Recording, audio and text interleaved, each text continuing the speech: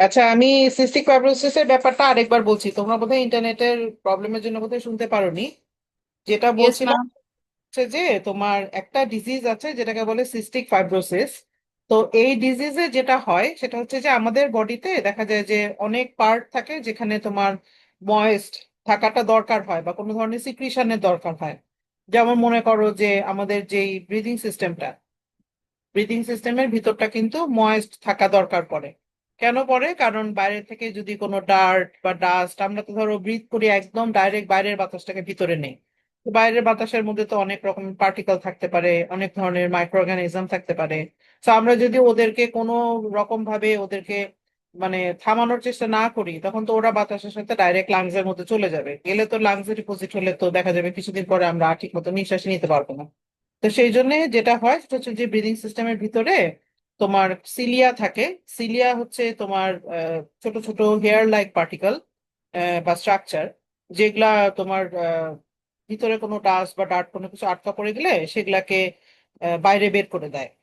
তো এরকম সিলিয়া থাকে। এছাড়া আমাদের ব্রিদিং সিস্টেমের ভিতরটা ময়েস্ট থাকে। তো ময়েস্ট থাকলে কি হয়, ওখানে ডিফারেন্ট পার্টিকেল গুলো আটকা পড়তে বেশি সহজ হয়, মানে ভিতরটা ড্রাই হয়ে যায় না। প্লাস ধরো ভিতরে পার্টিকেল গুলা স্টিক করে থাকতে হেল্প হয়। তো সব মিলিয়ে দেখা যায় যে মানে ময়েস্ট থাকাটা একটা ইম্পর্টেন্ট একটা রিকোয়ারমেন্ট হয় আর কি।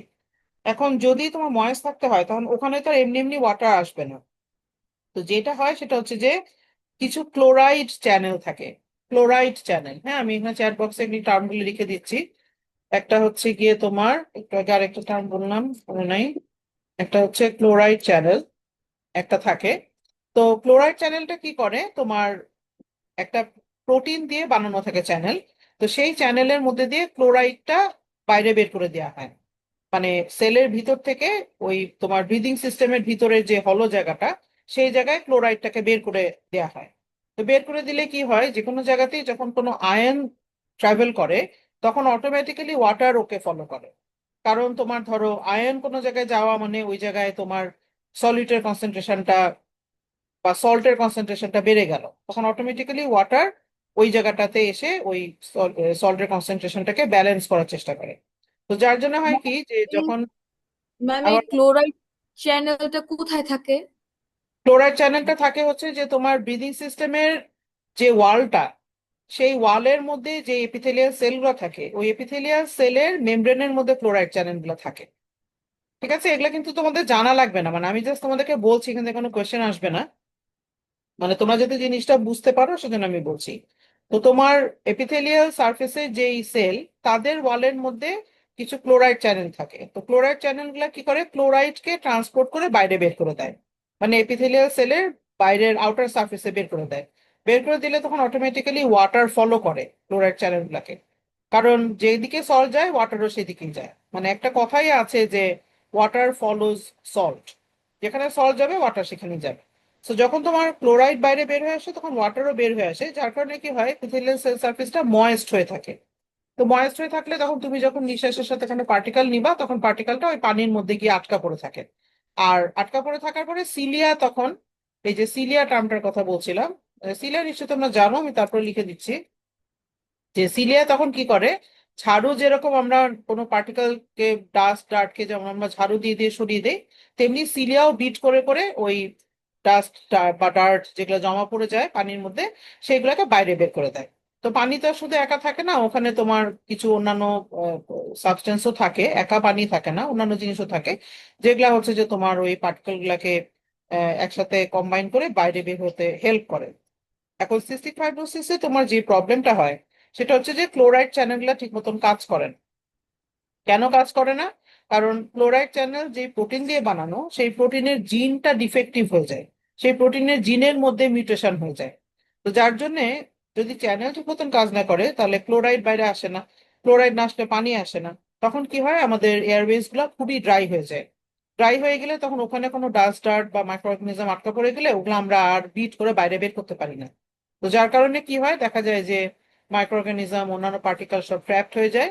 তখন যার এই সমস্যা হয় সে দেখা যায় যে অনেক তোমার মিউকাস তৈরি করে, চেষ্টা করে ওই জিনিসগুলোকে বাইরে বের করতে, কিন্তু বের করতে পারে না। তো ইভেনচুয়ালি দেখা যায় যে তার খুব সিরিয়াস তোমার দেখা যায় যে ঠিক মতো নিঃশ্বাস নিতে পারছে না, অনেক কাশি হয়, ওই ডাস্ট ডার্টগুলোকে বের করার জন্য বডি অনেক হার্ড চেষ্টা করতে থাকে, খুব জোরে জোরে কাশি হতে থাকে, মানে অনেক ধরনের এই ধরনের সিমটম হতে পারে।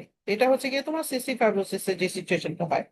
তো যেহেতু তোমার এই সিচুয়েশনটা এপিথেলিয়াল সেলে হচ্ছে, আমরা যদি যেই জিনের কারণে অসুখটা হচ্ছে সেই জিনটা যদি আমরা কোনোভাবে এপিথেলিয়াল সেলে ডেলিভার করে দিতে পারি, তাহলে ওই জিনটা ফল্টি জিনটাকে রিপ্লেস করে দিবে। ফল্ট, তুমি যদি যে কোনো সেলের মধ্যে তুমি যদি বাইরের থেকে কোনো ডিএনএ ইন্ট্রোডিউস করো, তখন বাইরের ডিএনএটা ভিতরের ফল্টি ডিএনএটাকে রিপ্লেস করে। এটা হচ্ছে যে ডিএনএ এর একটা তোমার নেচার, যে এখানে রিকম্বিনেশন বলে একটা প্রসেস হয়। রিকম্বিনেশন, যেই প্রসেসে একটা ডিএনএ আরেকটা ডিএনএ কে রিপ্লেস করে দিতে পারে। তো যদি তুমি রাইট সিকোয়েন্সটা, জিনের যে ঠিক সিকোয়েন্স সেটা যদি এপিথেলিয়াল সেল ইন্ট্রোডিউস করে দাও, তখন দেখা যায় যে ঠিক সিকোয়েন্সটা ভুল সিকোয়েন্সটাকে রিপ্লেস করে ফেলে। তো এটাই হচ্ছে জিন থেরাপি।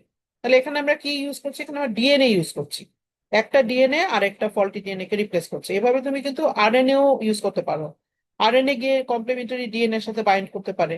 তখন দেখা যায় যে ডিএনএটা যদি এমন কোনো প্রোটিন তৈরি করছে যার কারণে তুমি অসুস্থ হয়ে যাচ্ছ, তখন ওই ডিএনএটা ওই আরএনএ এর কারণে সাইলেন্ট হয়ে যায়। সে তখন আর সেই আহ, যে প্রোটিনটা সে তৈরি করছে যার জন্য একটা ডিজিজ হচ্ছে, সেই প্রোটিনটা এক্সপ্রেশন হয় না।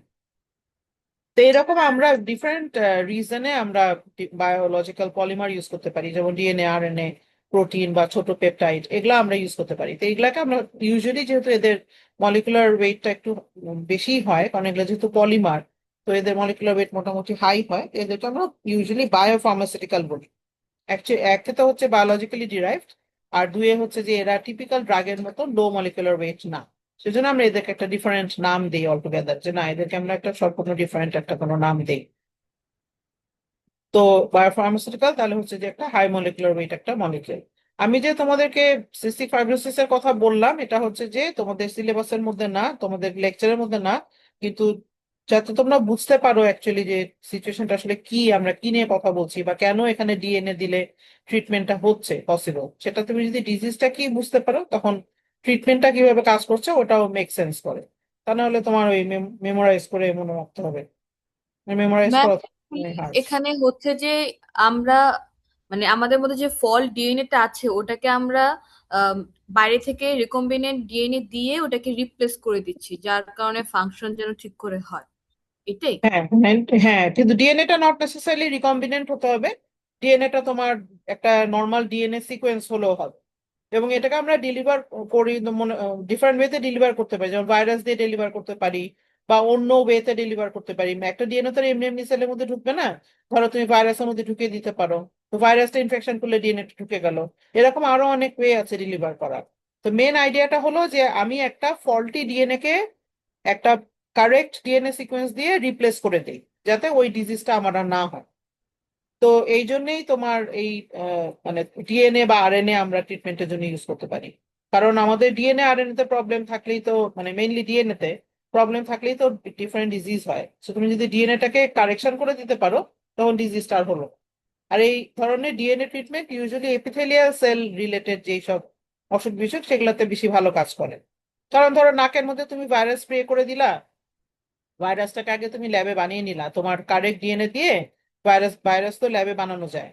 তুমি যদি ওকে ল্যাবে বানিয়ে নিয়ে স্প্রে করে দাও নাকের ভিতরে, দেখা যাবে ভাইরাস গিয়ে তোমার এপিথেলিয়াল সেল সব অ্যাটাক করছে, অ্যাটাক করে ভিতরে ডিএনএ ঢুকিয়ে দিচ্ছে। দিলে তুমি কারেক্ট ডিএনএটা পেয়ে যাচ্ছ।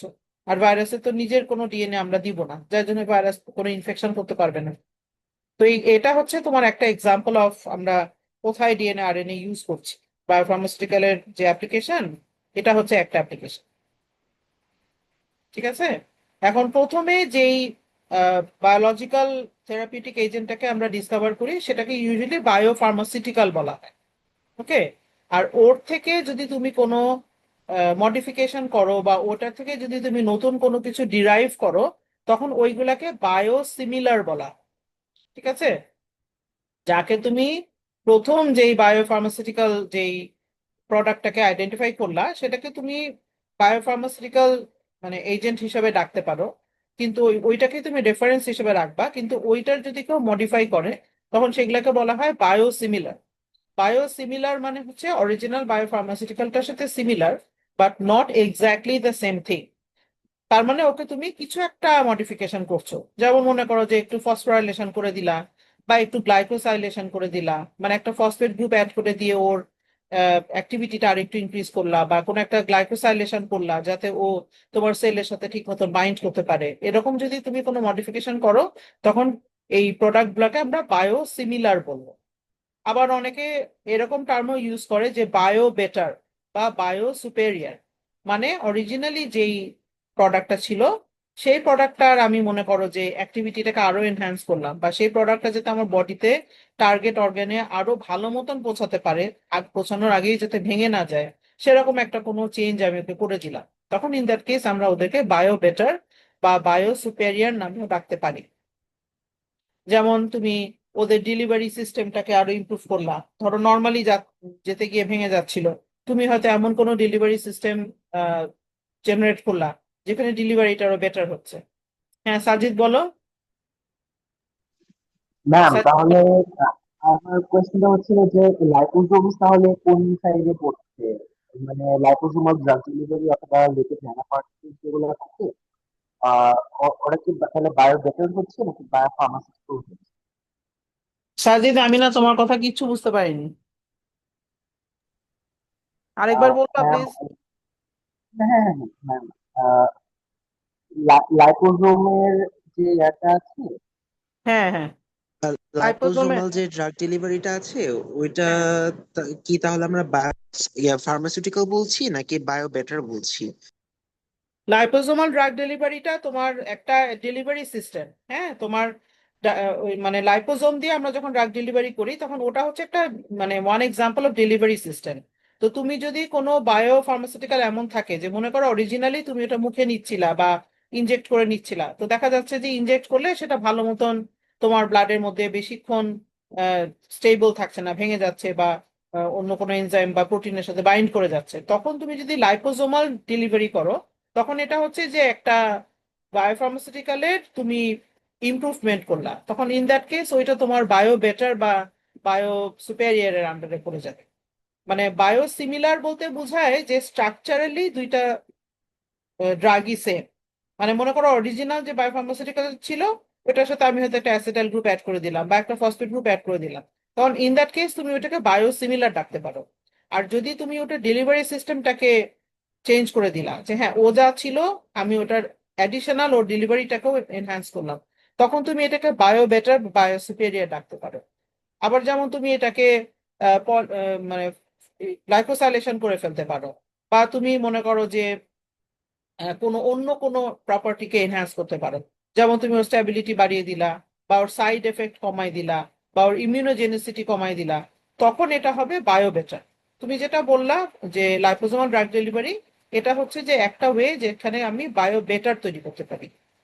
মানে ডিফারেন্সটা তোমরা বুঝতে পারছো যে বায়ো সিমিলার হচ্ছে when they are structurally similar, যে জাস্ট ডিফারেন্সটা হচ্ছে যে মেবি একটা কোনো একটা গ্রুপ আমি অ্যাড করলাম যেটার কারণে ও আর একটু বেশি অ্যাক্টিভ হলো, তখন এরা হচ্ছে বায়োসিমিলার। আর বায়ো বেটার বা বায়ো সুপেরিয়র হলো যে যখন তুমি অরিজিনাল ড্রাগটারই অন্য কোনো প্রপার্টিকে তুমি আর একটু ফার্দার ইমপ্রুভ করলা, যেমন তোমার বডি থেকে ও এতটা ইমিউনোজেনিসিটি শো করবে না, বা ও তোমার সাইড এফেক্ট কম করবে আগের চাইতে। মানে অরিজিনাল ড্রাগের চাইতে চাইতে যদি তার অ্যাক্টিভিটি ওয়াইজ সে বেশি ভালো পারফর্ম করে, ফাংশন ওয়াইজ যদি বেশি ভালো পারফর্ম করে, তখন আমরা সেটাকে বায়ো বেটার বা বায়ো সুপেরিয়র বলবো। আর যদি শুধু স্ট্রাকচারালি একটু ডিফারেন্ট হয়, মনে করো যে একটা ক্লোরাইড বা একটা হাইড্রক্সিল বা একটা ফসফেট আমি কোনো কিছু অ্যাড করে দিলাম, ওর স্ট্রাকচারটা এখন ডিফারেন্ট, বা আমি বানালামই এমন ভাবে যে ও ওই একটা অ্যাডিশনাল কোনো ফাংশনাল গ্রুপ সহই আমি বানালাম, তখন ও হয়ে যাবে বায়োসিমিলার। তো স্ট্রাকচারালি যদি সিমিলার হয় তাহলে বায়োসিমিলার, আর যদি ফাংশনালি তোমার বেটার হয় তখন এটা হবে গিয়ে বায়ো বেটার বা বায়ো সুপেরিয়র। সাজি, তোমার কোয়েশ্চেন অ্যান্সার পেলা? Thank you. আচ্ছা,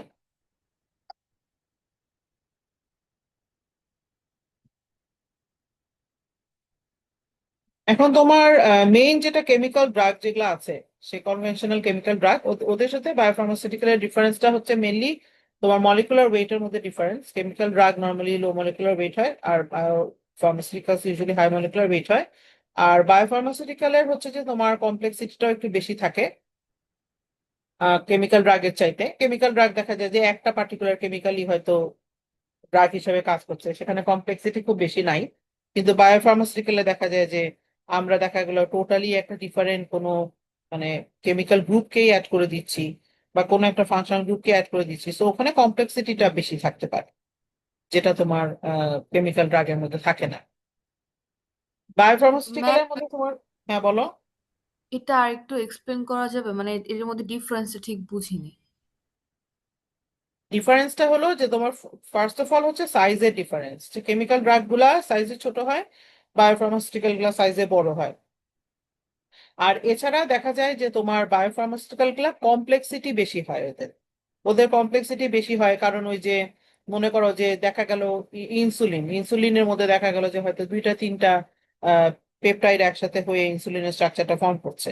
আবার মনে করো সেখানে আমি কোনো অ্যাডিশনাল কোনো ফাংশনাল গ্রুপ অ্যাড করে ওর অ্যাক্টিভিটিটা বা স্ট্যাবিলিটিটাকে ইনক্রিজ করার চেষ্টা করছি, বা সাজিদ যেটা বললো যে আমি লাইপোজোমাল ড্রাগ ডেলিভারি করার চেষ্টা করছি, লাইপোজোমের ভিতরে আমি ড্রাগটাকে দিয়ে দিচ্ছি। কেন দিচ্ছি? কারণ লাইপোজোমের স্ট্রাকচারটা হচ্ছে আমাদের সেল মেমব্রেনের স্ট্রাকচারের সাথে খুবই সিমিলার। সো যখন তুমি লাইপোজোমের মধ্যে ড্রাগটা দিবা, লাইপোজোমটা এসে তোমার সেল মেমব্রেনের সাথে ফিউজ করে যাবে। ফিউজ করে গেলে তখন ড্রাগটা অটোমেটিক তোমার সেলের ভিতরে ঢুকে যাবে। তো তার মানে হলো যে তুমি মনে করো যে একটা মাইক্রোবায়োলজি ক্লাস হচ্ছে, মাইক্রোবায়োলজি ক্লাসে তুমি অন্য একটা ইয়ারের মাইক্রোবায়োলজি স্টুডেন্টকে দিয়েই তুমি কোনো একটা কিছু পাঠালা, একটা খাতা বা বই পাঠালা, তখন হবে কি যে ওর অ্যাকসেপ্টেবিলিটিটা অটোমেটিক্যালি বেশি ভালো হবে। আর যদি তুমি ফরেন কোনো কাউকে দিয়ে পাঠাও, দেখা যাবে যে সে ওখানে এসে অত ইজিলি ঢুকে বই খাতা দিতে পারছে না। সেরকম তুমি যদি লাইপোজোমে ডেলিভারি করো, তখন লাইপোজোমটা মেমব্রেনের সাথে ফিউজ করে খুব ইজিলি। তো বায়োফার্মাসিউটিক্যালের বেলায় হচ্ছে যে কমপ্লেক্সিটিটা আর কি বেশি হয়। দেখা যায় যে কেমিক্যাল ড্রাগের মধ্যে এত বেশি কমপ্লেক্সিটি হয় না, দেখা যাবে যে নাপার যেই কেমিক্যাল স্ট্রাকচার, সেই কেমিক্যাল স্ট্রাকচারটা ওই একই রকম থেকে যাচ্ছে। ওকে আমরা কোনো অ্যাডিশনাল কোনো সাইড গ্রুপ দিয়ে বা কোনো সুগার বা ফসফেট কোনো কিছু দিয়ে আমরা ওকে আরো বেশি কমপ্লেক্স বানাতে পারছি না। কিন্তু বায়োফার্মাসিউটিক্যালের বেলায় সেটা করা যায়। বায়োফার্মাসিউটিক্যালের মধ্যে দেখা যায় যে হেট্রোজেনিটিটাও বেশি। হেট্রোজেনিটি বেশি মানে বায়োফার্মাসিউটিক্যালে তুমি অনেক ধরনের ভ্যারাইটি ক্রিয়েট করতে পারবে। দেখা যাবে যে তুমি একটা প্রোডাক্ট বানালা, সেটা যদি অরিজিনালি স্টেবল না হয়, সেটার সাথে অ্যাডিশনাল তুমি একটা কোনো কিছু দিয়ে দিতে পারো। বা মনে করো যে ইমিউনোজেনিসিটি কমানোর জন্য তুমি একটা এমন কোনো অ্যাডিশনাল কিছু দিলা যেটা ওর ইমিউনোজেনিসিটিকে কমাতে হেল্প করবে। বা তুমি ওর মনে করো যে স্ট্যাবিলিটি ইনক্রিজ করার জন্য কোনো ফাংশনাল গ্রুপ দিয়ে দিলা, যেখানে ওর স্ট্যাবিলিটিটা ইমপ্রুভ হবে। কিন্তু কেমিক্যাল ড্রাগের বেলায় দেখা যায় যে আমাদের এত অপশন থাকে না, একটাই কেমিক্যাল, ওটাকে আমরা ড্রাগ হিসেবে ইউজ করি। কেমিক্যালটা যদি মানে স্টেবল থাকে একটা পার্টিকুলার পিএইচ এ, দেখা যাবে যে ওই স্ট্যাবিলিটিটা ওই রকমই থাকবে, তুমি ওইখানে কোনো কিছু অ্যাড করে বা ওকে মডিফাই করে সেরকম খুব বেশি কিছু করতে পারবে না, মানে অপশনস গুলো কম থাকবে। আর বায়োফার্মাসিউটিক্যালের মধ্যে তো তুমি অনেক রকমের অনেক কিছু গ্রুপ অ্যাড করে করে ওর হেটেরোজেনিটিটা বাড়াতে পারবে।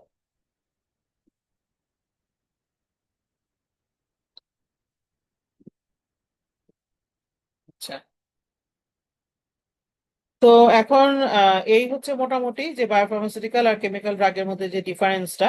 আর এছাড়া তো অরিজিনাল ডিফারেন্স আছেই, যে বায়োফার্মাসিউটিক্যাল হচ্ছে বায়োলজিক্যাল সোর্স থেকে নেওয়া হয়, আর কেমিক্যাল ড্রাগ তো তোমার কেমিক্যাল সোর্স থেকে, এনভায়রনমেন্ট থেকেই আমরা এই কেমিক্যাল গুলাকে জেনারেট করি। এরপরে তোমার ম্যানুফ্যাকচারিং প্রসেসও মধ্যে ডিফারেন্ট হতে পারে, মানে পারে কি হয়, কারণ ধরো যে তুমি যদি অ্যানিমাল থেকে কোনো কিছু ডিরাইভ করো বা রিকম্বিনেন্ট ডিএনএ টেকনোলজি ইউজ করো, তাহলে তো তোমার সেট আপটাই এন্টায়ারলি ডিফারেন্ট, তোমার ব্যাকটেরিয়া ইউজ করতে হবে, তারপর তোমার downstream processing a different method use করতে হবে, যেটা তোমার একটা কেমিক্যাল ড্রাগ সিনথেসিস করলে সে হয়তো সেই ধরনের সেট আপ তোমার লাগবে না।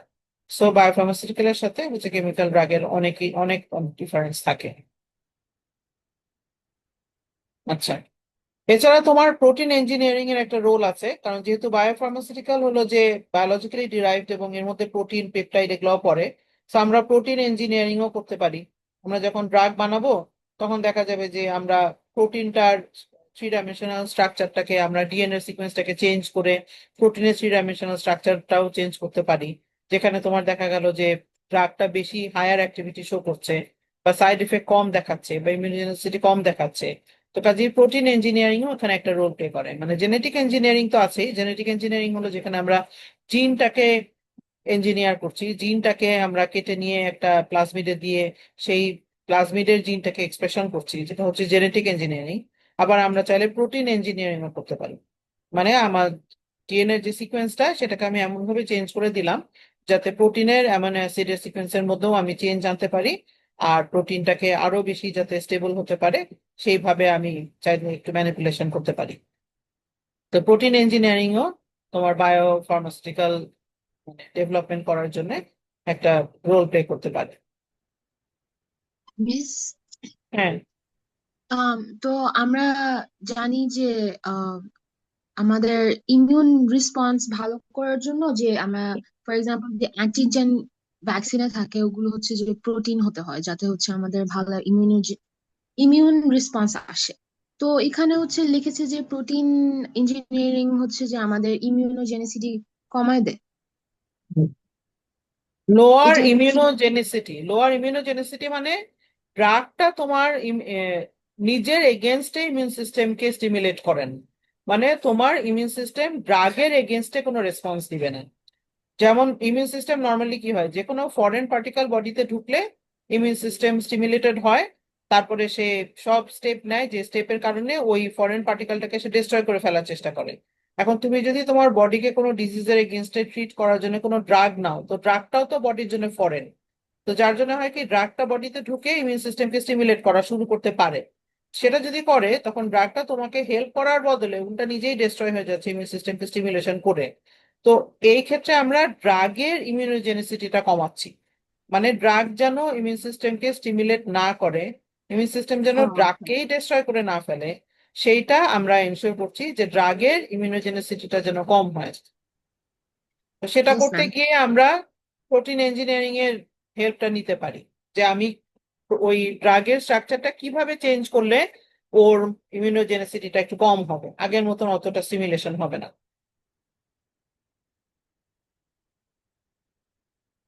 কেউ কিছু বলছিলা?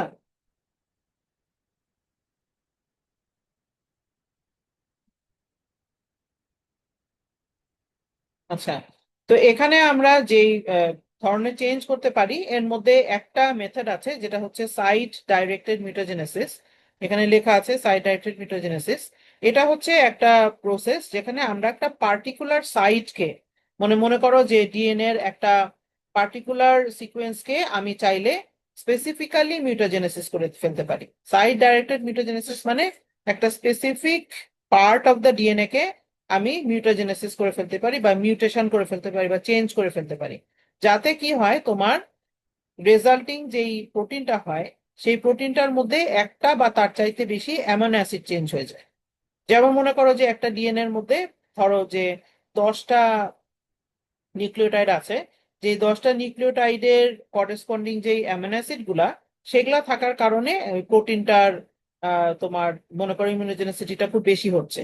তো তুমি যদি ডিএনএ এর মধ্যে ওই 10টা নিউক্লিওটাইডের ভিতরে যারা 6টা নিউক্লিওটাইড যাদের জন্য ইমিউনোজেনিসিটি বেশি হচ্ছে তাদেরকে যদি রিপ্লেস করে দিতে পারো বা ডিলিট করে দিতে পারো বা অন্য কিছু দিয়ে সাবস্টিটিউট করে দিতে পারো, সেটা করলে যদি রেজাল্টিং প্রোটিনটার ইমিউনোজেনিসিটি কম হয়, তাহলে এটা হচ্ছে একটা ওয়ে যেখানে আমরা একটা বায়ো বেটার সিনথেসিস করতে পারবো, যে হচ্ছে কিনা functionally better then the original drug. তো এটা হচ্ছে একটা মেথড, সাইট ডাইরেক্টেড মিউটোজেনেসিস হচ্ছে একটা মেথড যেখানে আমরা চাইলে একটা বা তার চাইতে বেশি অ্যামাইনো অ্যাসিডকে আমরা ডিলিটও করে দিতে পারি, আবার নতুন কোনো অ্যামাইনো অ্যাসিড ইন্ট্রোডিউসও করে দিতে পারি, বা এক্সিস্টিং অ্যামাইনো অ্যাসিড গুলাকে রিপ্লেস করে ডিফারেন্ট অ্যামাইনো অ্যাসিড ওখানে দিতে পারি। তার মানে আইদার অরিজিনাল সিকোয়েন্সটাই থাকলো, তুমি একজন দুজনকে রিপ্লেস করে দিলা, অর অরিজিনাল সিকোয়েন্স থেকে তুমি কিছু অ্যামাইনো অ্যাসিড ডিলিট করে দিলা, অথবা অরিজিনাল সিকোয়েন্সের মধ্যে তুমি কিছু অ্যাডিশনাল অ্যামাইনো অ্যাসিড অ্যাড করে দিলা। তার মানে তুমি অ্যাডও করতে পারো, ডিলিটও করতে পারো, আবার সাবস্টিটিউটও করতে পারো। আইদার ওয়ে তুমি হচ্ছে যে সিকোয়েন্সটাকে ম্যানিপুলেট করছো যাতে রেজাল্টেন্ট যেই প্রোটিনটা ফর্মেশন হচ্ছে সেই প্রোটিনটার ফাংশনালি যেন সে একটা ড্রাগ হিসাবে অরিজিনাল ড্রাগের চাইতে বেশি ভালো পারফর্ম করতে পারে। তো এটা হচ্ছে সাইড ডাইরেক্টেড মিউটোজেনেসিস এর মেথডটা, তোমাদের কোনো কোয়েশ্চেনে আসবে না যে একদম explain in detail how site directed mutagenesis can be used for the production of biobetter, এরকম কোনো কোয়েশ্চেন আসবে না। কিন্তু এটা যে একটা ওয়ে যেটা দিয়ে আমরা অ্যামিনো অ্যাসিডের চেঞ্জ আনতে পারি সেটা তোমাদের জানতে হবে। যে একটা এক্সাম্পল যেটা দিয়ে আমি অ্যাকচুয়ালি বায়োবেটার সিনথেসিস করতে পারি সেটা হচ্ছে সাইট ডাইরেক্টেড মিউটাজেনেসিস। এবং এটা কি করে? এটা সাইট ডাইরেক্টেড, মানে তুমি ডাইরেকশন দিয়ে দিচ্ছ যে কোন সাইটে চেঞ্জটা হবে। তুমি একটা 1000 নিউক্লিওটাইড সিকোয়েন্সের মধ্যে স্পেসিফিক্যালি মনে করো 70টা বা 60টা নিউক্লিওটাইডকে এমন ভাবে ম্যানিপুলেট করছো যাতে ওই ডিএনএ থেকে তৈরি হওয়া যে প্রোটিনটা, সেই প্রোটিনের স্ট্রাকচারটা একটুখানি হালকা পাতলা অল্টার হয়ে যায়। এবং সেই হালকা পাতলা অল্টারেশনের কারণে দেখা যাবে যে প্রোটিনের কোনো একটা প্রপার্টি ইমপ্রুভ করবে, যেমন ওর স্ট্যাবিলিটি ইমপ্রুভ করতে পারে, বা ওর ইমিউনোজেনিসিটি কমে যেতে পারে, বা ওর অন্য কোনো মলিকিউলের সাথে ইন্টারঅ্যাকশনটাকে তুমি কমায় দিতে পারো। একটা প্রোটিনের একটা সার্টেন এরিয়া যদি আমাদের প্লাজমা প্রোটিনের সাথে ইন্টারঅ্যাকশন করতে পারে, তাহলে তো প্লাজমা প্রোটিনের সাথে সে বাইন্ড করে দেখা যাবে যে আনঅ্যাভেলেবল হয়ে যাবে। তুমি নীলা ব্লাডের মধ্যে ড্রাগ ড্রাগ গিয়ে তোমার কোনো একটা প্লাজমা প্রোটিনের সাথে একটা বন্ডিং করে বসে থাকলো, তাহলে তো ড্রাগ আর ফ্রি থাকলো না কাজ করার জন্য। তো তুমি ড্রাগের যে বাইন্ডিং সাইটের কারণে প্লাজমা প্রোটিনের সাথে বাইন্ডিংটা হচ্ছে, সেই বাইন্ডিং সাইটের করেসপন্ডিং যে অ্যামিনো অ্যাসিড গুলা, যেমন ওখানে তোমার কিছু চার্জ অ্যামিনো অ্যাসিড থাকতে পারে যাদের কারণে ওই বাইন্ডিংটা হচ্ছে, তুমি ওই চার্জ অ্যামিনো অ্যাসিডের কোডনটাকে অরিজিনাল ডিএনএ এর মধ্যে চেঞ্জ করে দিলে। অরিজিনাল ডিএনএটা হয়তো অ্যাসপার্টিক অ্যাসিড তৈরি করছিল, অ্যাসপার্টিক তো নেগেটিভলি চার্জড, সেই নেগেটিভ চার্জটা হয়তো কমপ্লেক্স ফর্ম করতে হেল্প করছিল প্লাজমা প্রোটিনে। তো তুমি যদি ওই অ্যাসপার্টেটটাকে রিপ্লেস করে একটা ভ্যালিন বা লাইসিন দিয়ে দাও, বা লাইসিন না, ধরো মনে করো যে আহ, অন্য কোনো অ্যামাইনো অ্যাসিড দিয়ে দাও যার মধ্যে কোনো চার্জ নেই, অ্যালানিন দিয়ে দাও, তাহলেই দেখা যাবে যে প্লাজমা প্রোটিনের সাথে ওয়ার বাইন্ড করবে না। তো আমি অরিজিনাল ডিএনএ সিকোয়েন্সটাকে একটা স্পেসিফিক সাইটে মিউটেশন করে দিতে পারি, যাতে রেজাল্টেন্ট যে প্রোটিনটা হয় সেই প্রোটিনটার এমন কোনো স্ট্রাকচারাল ফাংশনাল চেঞ্জ হয় যার কারণে ওই প্রোটিনটা একটা বায়োবেটার হিসেবে কাজ করতে পারবে। সাইট ডাইরেক্টেড মিউটাজেনেসিস হচ্ছে একটা এক্সাম্পল।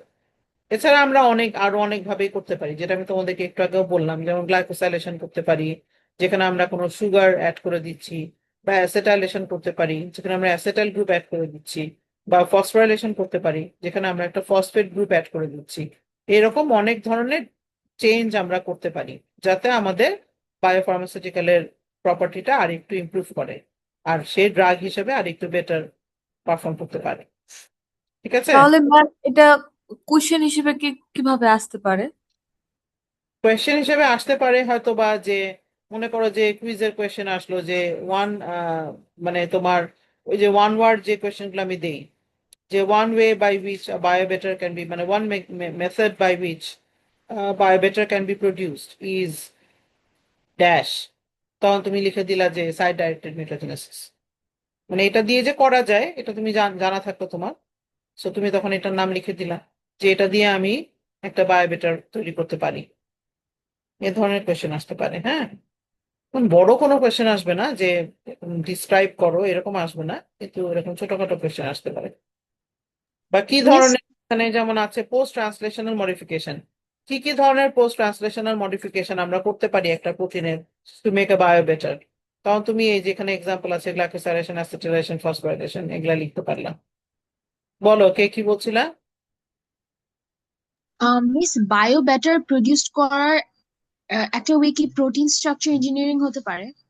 হ্যাঁ, প্রোটিন স্ট্রাকচার ইঞ্জিনিয়ারিং হচ্ছে একটা ওয়ে, কিন্তু প্রোটিন স্ট্রাকচার ইঞ্জিনিয়ারিং হচ্ছে খুব ব্রড একটা টার্ম, যেখানে তুমি মানে প্রোটিনের স্ট্রাকচারটাকে নিজের মন মতন ইঞ্জিনিয়ার করছো, কাস্টমাইজ করে নিচ্ছ।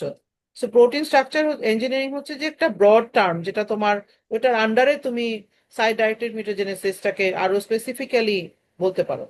সাইড ডাইরেক্টেড মিউটোজেনেসিসের বেশি ডিটেল আর বলা লাগবে না, কিন্তু তুমি বলতে পারো যে প্রোটিন ইঞ্জিনিয়ারিং করতে পারি, for example we can use site directed mutagenesis to change one or more amino acids, এরকম করে আরো এক্সপ্লেন করতে পারো।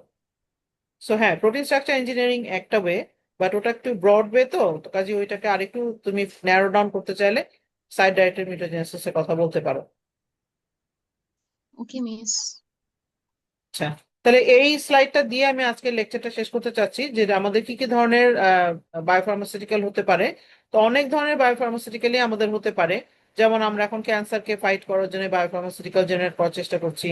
এছাড়া viral infection, diabetes, hepatitis, multiple sclerosis, এগুলাকে সবকিছুকে ট্রিট করার জন্য আমরা এখন বায়োফার্মাসিউটিক্যাল ড্রাগ ডেভেলপ করার চেষ্টা করছি। এগুলার এক্সাম্পল কি হতে পারে? যেমন সাইটোকাইন হতে পারে, এনজাইম হতে পারে, হরমোন হতে পারে, clotting factor, vaccine, monoclonal antibody, cell therapy, antisense drug যেটা হচ্ছে আরএনএ দিয়ে করা হয়, এছাড়া হচ্ছে তোমার পেপটাইড থেরাপিউটিক্স, এগুলা হচ্ছে সবই এক্সাম্পল অফ বায়োফার্মাসিউটিক্যালস। এগুলা দেখো সবই কিন্তু হচ্ছে বায়োলজিক্যাল সোর্স থেকে পাওয়ার মতন জিনিস। এরা হচ্ছে সব এক্সাম্পলস অফ বায়োফার্মাসিউটিক্যালস। ঠিক আছে, এরপরে আমরা নেক্সট ক্লাসে আবার কন্টিনিউ করব, যেহেতু অনেকে হয়তো নামাজে যাবে, এই জন্য আমি একটু শেষ করে দিচ্ছি ইচ্ছা করি তাড়াতাড়ি। আর তোমাদের আমি অ্যাটেন্ডেন্সটা জাস্ট কুইকলি নিয়ে নেই।